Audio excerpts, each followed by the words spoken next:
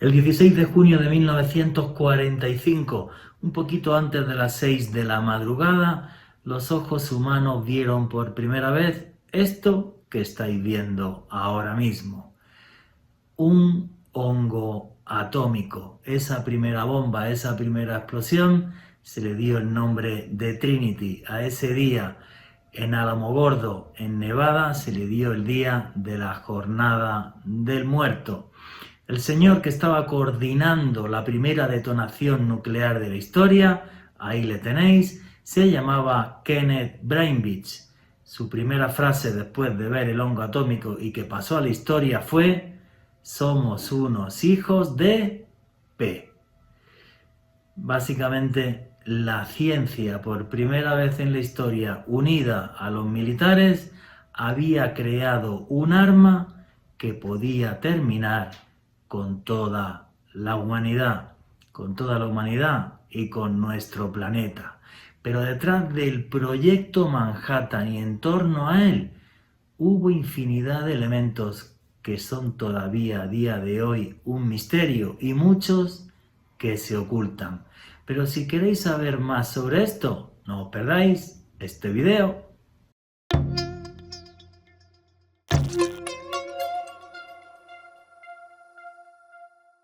Hola a todos, ¿cómo estáis? Y bienvenidos a un nuevo vídeo de Oculto tras la sombra. Y aquí lo que hacemos es periodismo de misterio. Nosotros os ponemos los hechos encima de la mesa y vosotros decidís qué hay detrás y qué no. El proyecto norteamericano para crear la primera bomba atómica de la historia, conocido como el Proyecto Manhattan. Toda esta historia se ha puesto ahora tremendamente de moda por esto que estáis viendo aquí, que es la película Oppenheimer.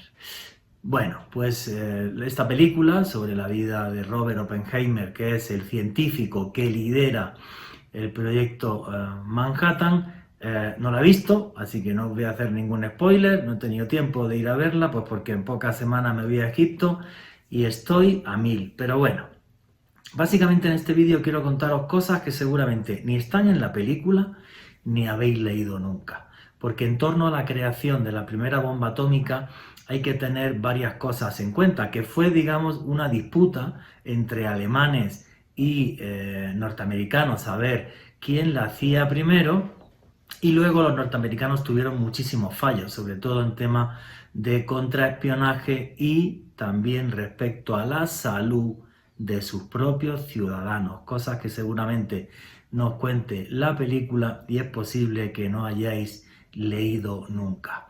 Bien, la idea de que se pudiera crear una bomba atómica nace en 1938 gracias a este señor que tenéis ahí ahora mismo, que no es ni más ni menos que el científico alemán Otto Hahn. En 1938, Otto Hahn es el primero que en laboratorio demuestra que se puede hacer fisión nuclear y que esta fisión nuclear da muchísima energía.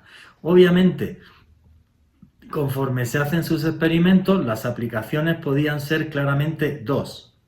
Una, crear energía eléctrica, como a día de hoy hacen las centrales nucleares, y la otra era crear una bomba. Bien, pues los alemanes en 1940 arrancan el proyecto Uranio para poder crear ellos su bomba atómica. A la cabeza de ese proyecto Uranio, el científico que estaba a cargo era este que estáis viendo aquí ahora mismo. Ni más ni menos que Ernest Heisenberg. Ernest Heisenberg, que realmente no pasó a la historia y que además nunca sabremos hasta dónde llegó. Supuestamente los alemanes nunca llegaron a construir ninguna bomba, solo un reactor. Pero bien, ¿cuáles fueron los problemas del proyecto Uranio alemán? Pues el problema más importante es que cuando tú creas una reacción en cadena en laboratorio, tienes que poder pararla para que no te estalle el laboratorio ni te mueras tú, para poder seguir haciendo pruebas. Bien, pues el elemento que paraba esa reacción en cadena, para los alemanes, el proyecto Uranio, era el agua pesada. y ese agua pesada venía de Noruega. Y como los aliados sabían esto gracias a su espionaje, lo que hicieron fue sabotear las fábricas de agua pesada que había en Noruega e impedir que ésta llegara a Alemania. Ahí tenéis un recorte de prensa donde además hace alusión a la importancia que tuvo la resistencia noruega saboteando esas fábricas. Además de esto, parece ser que ni siquiera los cálculos matemáticos que había hecho Heisenberg eran los correctos, o sea que ni siquiera tenía la cantidad, no sabía cuál era la cantidad necesaria para crear una gran bomba. Pero en fin, ahora os voy a contar un gran secreto que no sé si lo cuenta la película o no, pero que para mí es clave. Realmente la idea de la bomba atómica para los norteamericanos y la primera idea de desarrollo de un arma de destrucción masiva se la debemos a los judíos. Y es que fueron científicos judíos que se tuvieron que exiliar por culpa de la Segunda Guerra Mundial de Europa a los que se les ocurre esta idea. ¿Quiénes fueron estos genios que estuvieron detrás de esto? Fijaros en esta foto que es importantísima. Ahí tenéis a dos personajes, Leo Szilard y Albert Einstein. Bien, pues es Leo Szilard, que es judío y que es húngaro, el que en su retiro en Estados Unidos se junta con Albert Einstein en agosto de 1939 y le dice a Albert Einstein: oye, se puede hacer una bomba con esto. Albert Einstein se da cuenta de que Leo Szilard tiene toda la razón del mundo, de que igual que ellos lo piensan, científicos alemanes pronazis también lo podían pensar, y entonces le mandan una carta al presidente de los Estados Unidos de América el día 2 de agosto de 1939. Y todos diréis, o todos estaréis pensando, ¿y cómo Leo Szilard y cómo Albert Einstein no estuvieron en el proyecto Manhattan? Muy sencillo, los norteamericanos ya tenían claro que después de la Segunda Guerra Mundial iba a haber un estado que iba a ser el Estado de Israel.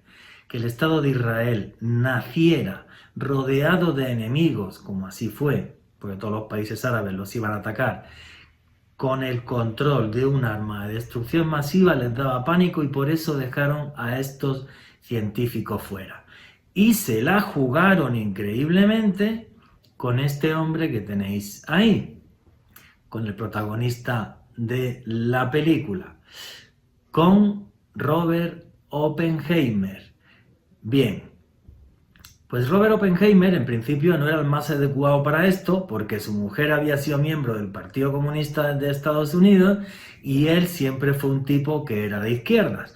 Profesor de la Universidad de California en física y física teórica, fue la persona escogida para llevar esto para adelante y la verdad que el tipo fue un genio. Él se quitó el problema del agua pesada que tenían los alemanes para su proyecto uranio y lo que utilizó para controlar esa fisión fueron barras de grafito, mucho más fáciles de manejar y además que a día de hoy incluso se siguen teniendo. En fin, ¿cómo fueron esas pruebas en Alamogordo, en Nevada, de una forma oculta? Ahí tenéis una foto que es como que bastante ilustrativa. Hay que pensar que en ese momento, y esto sí se recoge en la película, en ese momento ni siquiera tenían claro si una reacción en cadena se podía parar. ¿Por qué? Porque si cuando yo provocase una reacción de fisión nuclear con una gran energía y una gran temperatura, se podía llegar a dar, de forma teórica, una reacción de fusión entre dos átomos de hidrógeno que hay en la atmósfera. Y esto provocaría lo que luego fue la bomba de hidrógeno, la bomba H, que es una bomba de fusión, pero de una forma que podía ser encadenada. Teóricamente existía esa probabilidad. Era muy baja, pero existía. y aún así siguieron para adelante. O sea, la primera detonación nuclear de la historia se podía haber cargado ya todo el mundo. Gracias a Dios no fue así, pero era una posibilidad. Bueno, lo que fue un total y absoluto desastre Proyecto Manhattan es que los espiaron de principio hasta fin. El mayor espía que tuvieron, ahí lo tenéis, es este señor que se llamaba Klaus Fuchs. Klaus Fuchs, que era refugiado alemán en Gran Bretaña y luego se fue a Estados Unidos y fue parte del Proyecto Manhattan, le cascó a los soviéticos absolutamente todo. De forma que cuando terminó la Segunda Guerra Mundial, los rusos tenían armas nucleares a los 3 años. O sea, realmente un desastre los servicios de inteligencia norteamericanos en el Proyecto Manhattan porque le robaron absolutamente todo y por eso los soviéticos tuvieron la bomba tan pronto. Ahora, terrible que los lanzamientos de Hiroshima y Nagasaki provocaron más de 250.000 muertos de forma directa. Pero, y ahí tenéis un recorte de prensa que lo cuenta, en Estados Unidos, en Nevada, los muertos por cáncer de tiroides debido a estas detonaciones llegaron a la cifra de 75.000. O sea, 75.000 norteamericanos fallecieron por culpa de esas deflagraciones nucleares. No se tenía claro todavía cuáles eran los efectos nocivos de la radiación. En fin, un total y absoluto desastre ese tipo de cosas en el Proyecto Manhattan. Hay que decir que es triste que tengamos capacidad para destruir nuestro planeta.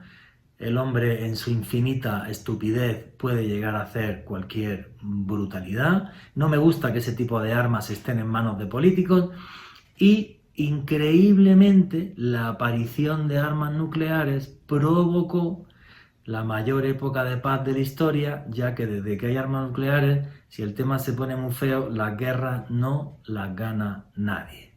Esto es curioso, algunos diréis que estoy mintiendo, que no es la mayor época de paz de la historia.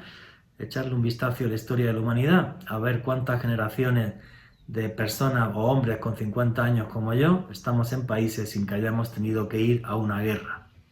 Esto es triste también, que ante una amenaza nuclear la belicosidad en el mundo bajara, aunque Vladimir Putin no se ha enterado.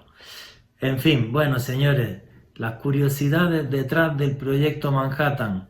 Qué pena que tengamos armas nucleares. Albert Einstein dijo después de escribir la carta, qué pena que ese día no me hubiera quemado los dedos. En fin, bueno señores, si os gustó el vídeo, darle like, la campanita y suscribiros para que os lleguen notificaciones y hasta prontito.